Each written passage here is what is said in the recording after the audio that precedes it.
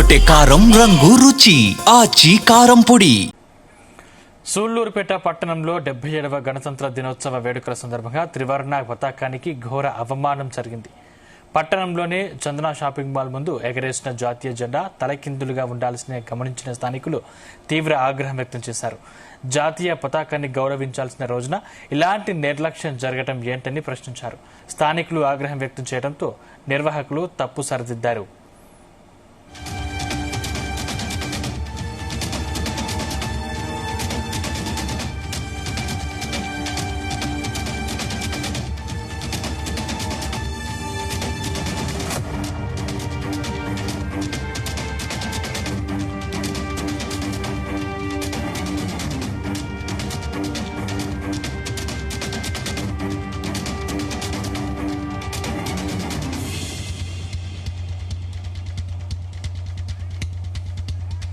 గుమగుమల వంటలే వంటలే తెరకొట్టే కారం రంగు రుచి ఆచి కారం పొడి.